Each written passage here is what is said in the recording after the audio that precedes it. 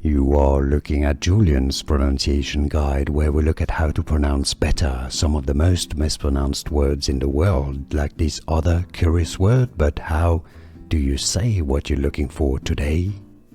Let's learn how to pronounce this name, from Greek mythology originally, although it has different meanings as well. If you want to learn more confusing pronunciations, including from Greek mythology, stay tuned. I've got more videos for you should watch next.